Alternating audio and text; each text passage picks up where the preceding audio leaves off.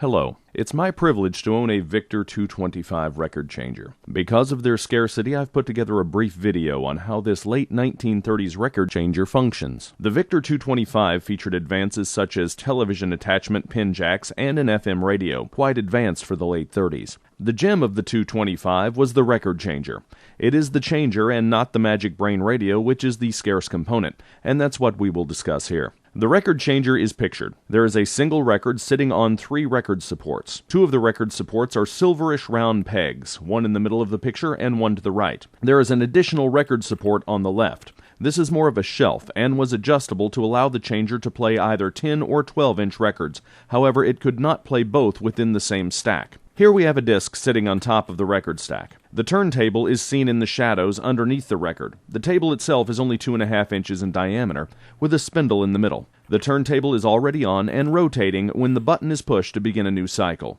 The turntable tips and the record supports rotate using knife-style separators and allow the record to drop onto a felt pad.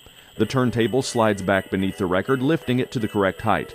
The forked tone arm then slides over and rests on top of the surface, and it begins to play. At the end of the record, or when the cycle button is pressed, the tone arm lifts and glides away. The record stops, and after a brief pause begins to rotate counterclockwise, making it appear as if the record is spinning backward.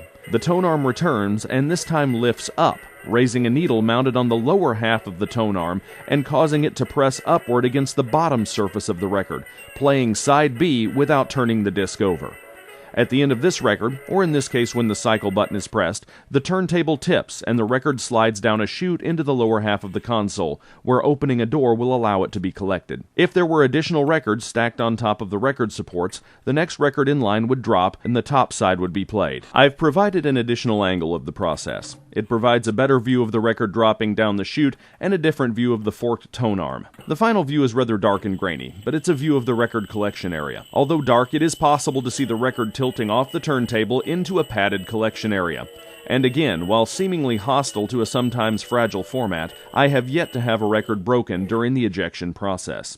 In fact, the machine is deceptively gentle to undamaged records that date from before the war. Wartime and post-war 78 RPMs are notoriously fragile along the edge and do not work well with these knife-style record changers, as they tend to chip or even break the discs. In addition, although claiming to be universal, was in fact designed for Victor records. The early century acoustic Columbia records, while less than 1/8 of an inch larger, will not work with this changer and must be individually and awkwardly loaded. You may have noticed that this disc is slightly warped.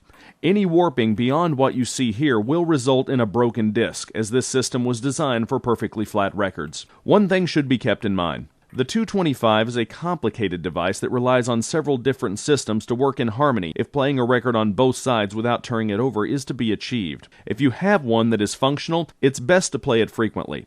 Leaving it in one place and not moving it tends to keep things sounding best. Fine-tuning this record changer is a complicated process in which making one adjustment often requires the readjustment of several other devices, often taking hours or even a day or more for an experienced user.